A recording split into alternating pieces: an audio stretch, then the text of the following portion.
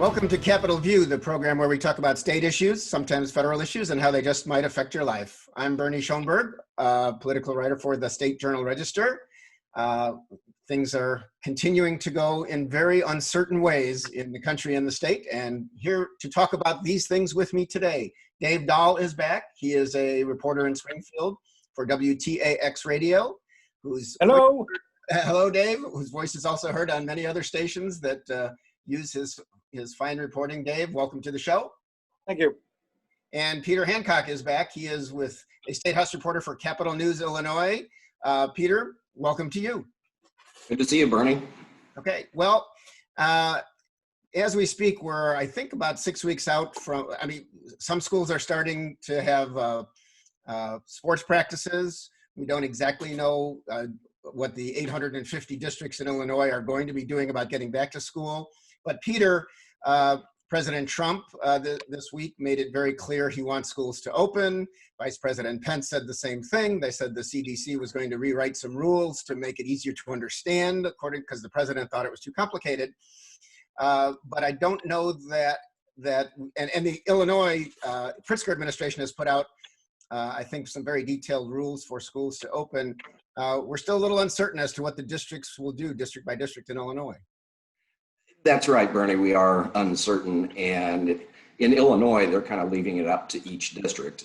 There are some general guidelines out there about not having more than X number of people in a room, making sure everyone wears masks. So there might have to be some kind of hybrid system where some students are learning online some days of the week and they're in class other days of the week.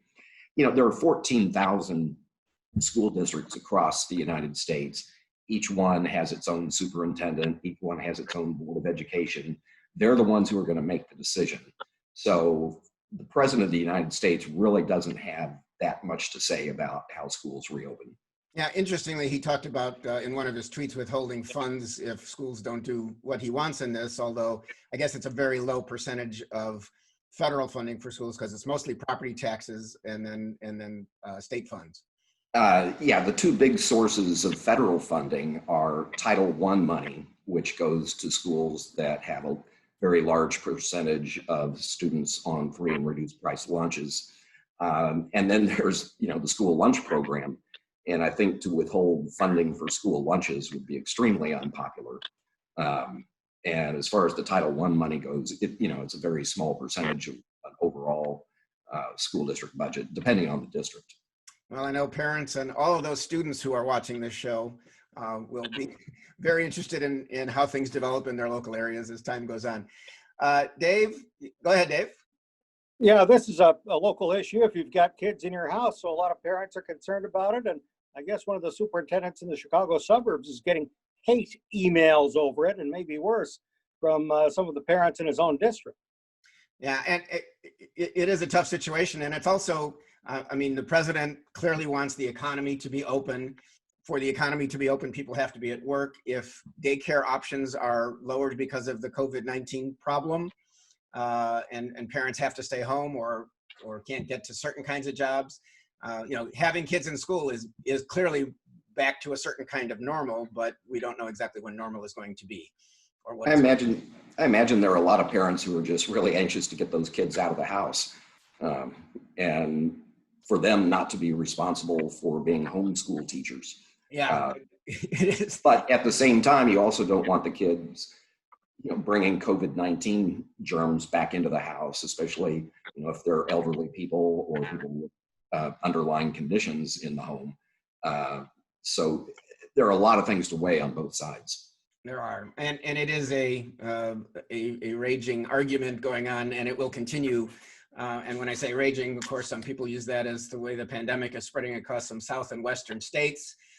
Illinois is it seems to be a better place. The governor has talked about that. And Dave, Governor Pritzker talked about that this week when he addressed a congressional committee, just talking about what Illinois has done and what the federal government should do in reaction to the ongoing pandemic. What did the governor have to share with us?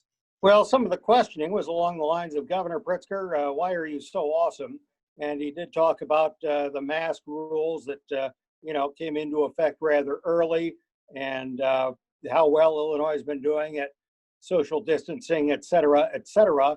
And one thing I found interesting was one of the Republicans on the committee kept leading the governor along the line of, you've done the best you can. You've navigated your way through this thing, which is a once in a lifetime thing nobody's ever had to do. And once the governor said yes, yes, yes, yes, yes, that Republican said, and I would say President Trump has done the same. Mm-hmm. So according, you might glean from that, the governor's done no better or no worse than the president. Right. Well, clearly Governor Pritzker on many occasions has been very critical of the president and said so. As he was this week with that committee. He talked about, and he's said it all before here in Illinois, about the PPEs, having state versus state compete for them. Have a company say, well, why don't you buy X number more, and then you'll have the high bid instead of this other state. So he went over that again. That part wasn't new. One part that seemed to get a lot of headlines is the mask mandate that the governor suggested for the entire nation. And also he busted out a Hunger Games reference as to the state versus state competition. I'm not sure he's done that before. He probably has.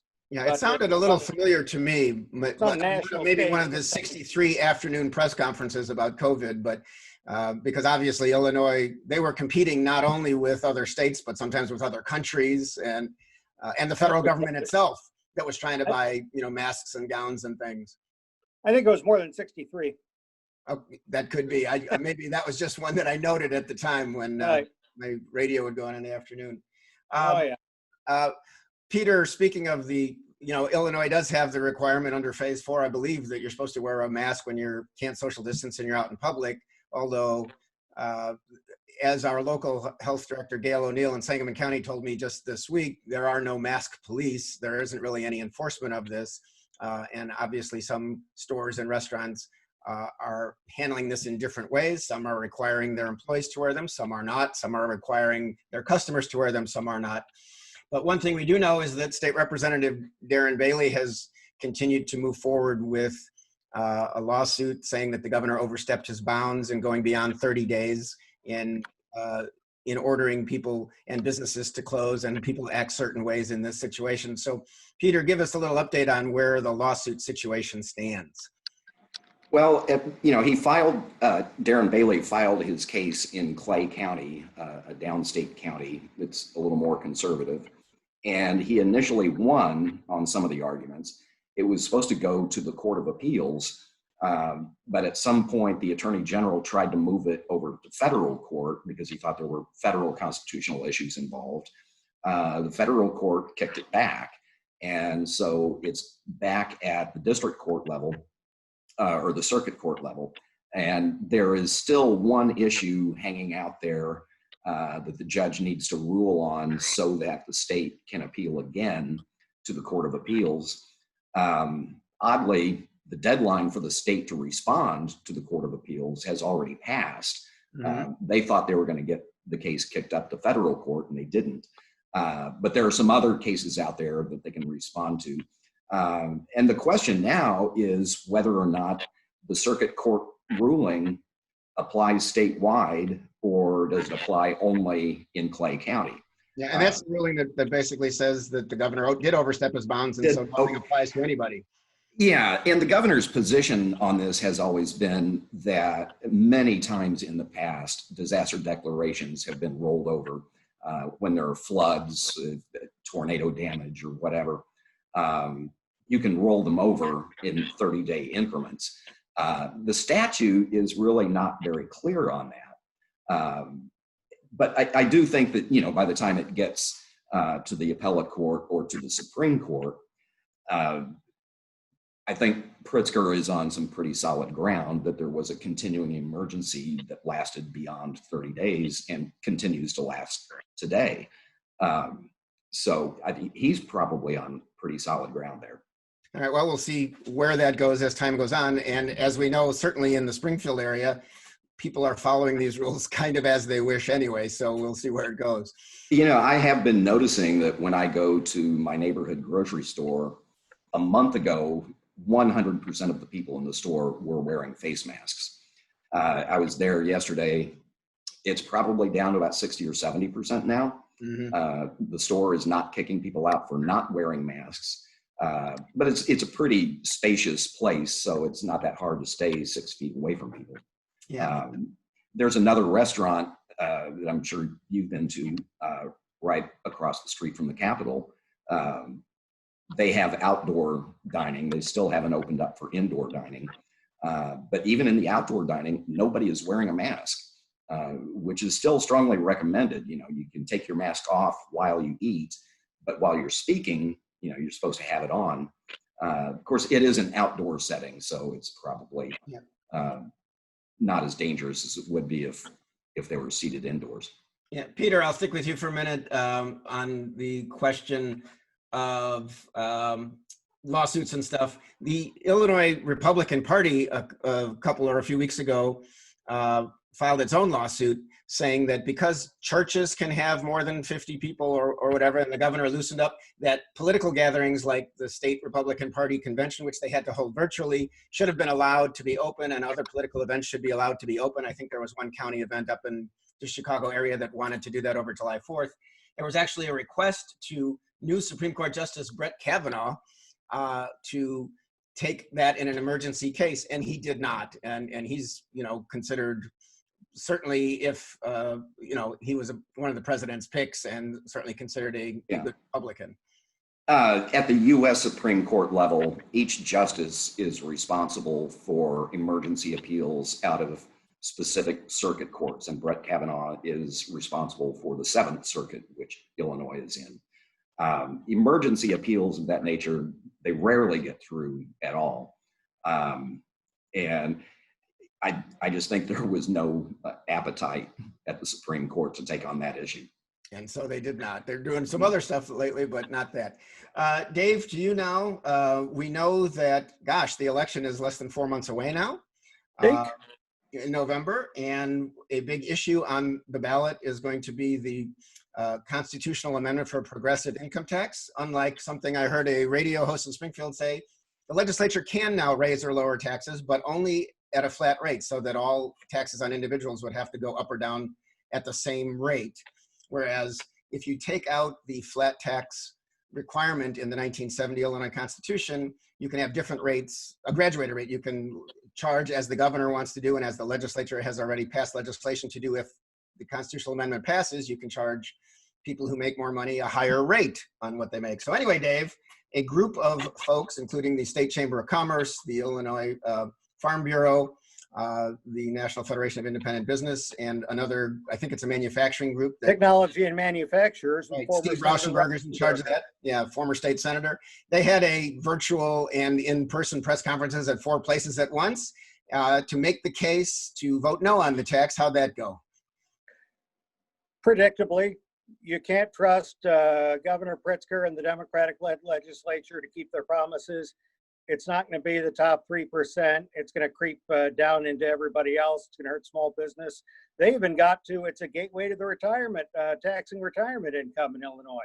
Yeah, because of a quick mention of that idea by State Treasurer Mike Frerichs, but I don't think anybody used that seriously. And certainly the governor has said he doesn't want to tax retirement income.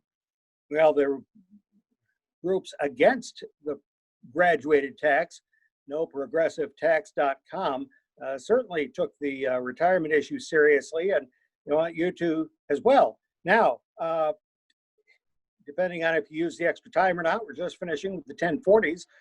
Certainly, the graduated tax has been in use by the IRS. It makes you wonder what these people know that they don't. If it's good enough for our nation as a whole for the federal income tax, what's the problem here? You got to wonder as well. As you said, what is to stop the General Assembly from doing whatever they want with taxes, regardless of how this ballot measure for a constitutional amendment goes? And the other thing is they need 60%. Well, Governor Pritzker only got 55%. I mean, this is far from a done deal, in my opinion, far. Yeah, well, it will be an interesting time. But again, Dave, the governor, within the last week, I think since the last time we did one of these shows, put $51.5 million of his own money into the committee, the outside committee that is designed to have people vote yes on what they call the fair tax, which the other folks, of course, call just the progressive tax. Yeah, we're going to see a lot of ads. So what? Yeah, we've seen the beginning of that. I guess we're going to start to get inundated toward the election, don't you think? And can that $51.5 million outspeak the other side? I know Todd Meisch of the State Chamber of Commerce said, we just need enough money to get our message across. But boy, $51.5 million a few months before an election on one ballot issue, that's a lot of money. 60% is a tall order, and who knows, it could backfire. When you see one candidate on the air all the time, I'm not voting for that candidate. I'm sick of seeing his or her face. That'd be interesting to see. But as I said, and that thing's going to be at the end of the ballot. I'll bet a lot of people just skip it. So we'll see. I mean, 60% is a tall order. It's got to be more popular than Governor Pritzker was at the polls. Well, we'll see what it is. Obviously, the argument of the pro people, the governor, is that under the legislation already passed by the Democratic legislature, and only people who make more than $250,000 a year will pay more. Everybody else will pay the same or less. And so let those rich folks pay their quote unquote fair share. On the other hand, the business folks say that in many other states, what happens is they start with something like that. And then, especially with Illinois' fiscal problems, they'll have to tax a lot of people in the middle class more, and it'll hurt business and it'll hurt people. So we'll see what happens. I submitted some of those questions, by the way. This was one via Zoom or something where you could email the questions in, and they didn't even get asked, and they claimed it went to the wrong email. So, well, Dave, your questions are always the best, so I think we missed out on something there. So I'm sorry about that. That's second only to yours. Peter, speaking of money and the state, the Commission on Government Forecasting and Accountability, COGFA, as it is pleasantly known, which is the fiscal forecasting arm of the legislature, considered nonpartisan. They issued a report that state revenue was down more than $1 billion this fiscal year, which ended at the end of June over last year. I guess it could have been worse, but the state will apparently be in some sort of pickle with all of the closures in recent months because of COVID. Yeah, that's right. It was about $1.1 billion below last year's level, which is a lot less than some people, including COGFA, had been estimating 2 or 3 months earlier. They thought it could be much, much worse. And the fall off in revenue is likely to continue through the current fiscal year and maybe, for a few more years to come. We have seen a lot of businesses, small businesses, coffee shops, restaurants, where they're starting to close. They were just closed for too long. They didn't have, big reserves of capital to sit on to weather the storm. And so that's going to be the big question going forward is, how many of these businesses that have been closed for months are going to be able to reopen? I did notice there was a couple of other interesting things in that revenue report. Personal income taxes were way down. That accounted for the vast majority of the fall off. Sales tax revenues, corporate income tax revenues were all down. There was also, I found interesting, a 26% drop in cigarette tax collections. And if you'll remember last year, they added $1 per pack to the cigarette tax as part of the revenue package. Apparently, a lot of people found that to be just a little bit too much and either stopped smoking or started buying cigarettes in Missouri. On the other hand, there was nearly a 3% increase in liquor tax collections, which may say something about what people have been doing at home while they've been, locked in during the stay-at-home order. Yeah, and also liquor stores, oddly or interestingly, were deemed to be essential. During the pandemic, so they were able to stay open when a lot of businesses were not, and bars had to be closed. So you have to move somewhere, and that's where that tax comes from. They can't go through withdrawal. That'd be dangerous. Yeah, well, people are going through all kinds of odd and interesting things these days. Dave, Jesse White, our Secretary of State, made an announcement this week. He pushed back even another month, a certain deadline for people to get license plate stickers and driver's licenses renewed if they are expiring this summer. Yeah, not surprising. Waiting in line's bad politics, and nobody wants to do that anyway. Yeah, and let's see when. So the new deadline for those things is November 1st. Yeah. November. So and we know that a big block in Secretary of State offices, or a big problem, had been that the real ID, which is the special kind of driver's license or state ID card that you need to get like on a domestic flight coming up. Even the federal government pushed back by a year when that was supposed to be done from this fall to the fall of 2021. So there is less reason to rush into the Secretary of State facilities these days to go on. Dave, speaking of the federal government, one of the big federal programs to help businesses during the pandemic has been the Paycheck Protection Program, PPP. And we did get a list finally from the Small Business Administration of who got those millions and millions of loans for billions and trillions of dollars, I guess. State Senator Jim Oberweis, who's running for Congress in the Chicago area, it turns out got PPP for his dairy. That got some statewide play. One that I know got a tweet from Champaign News-Gazette columnist Tom Kasich was that Rodney Davis's family's McDonald's restaurants also got PPP. And I don't know if we're supposed to, draw a conclusion that these guys have their thumb on the scale and they're qualifying improperly. But, if you look at Marty Davis, he's got a handful of these McDonald's restaurants. And I would guess if you are a franchisee that's got some McDonald's restaurants, you're probably doing pretty well. However, I don't think that means you can just reach into your pocket and cover all the payroll. I think on some level, the PPP is available to certain businesses, a lot of businesses, and if you can apply for it, why not? Well, and the word from Rodney Davis and actually a statement from the congressman himself. His brother Brad and his father Marty own McDonald's restaurants in Taylorville and Pana and a couple other small towns, and Champaign-Urbana, which they expanded into a couple years ago. The Davis says he or his office did not have anything to do with that business applying for the loan and getting the loan, as did millions of businesses across the country. And it was, I think, something between 300 and 400 employees that work at their McDonald's restaurants that they say this loan supported.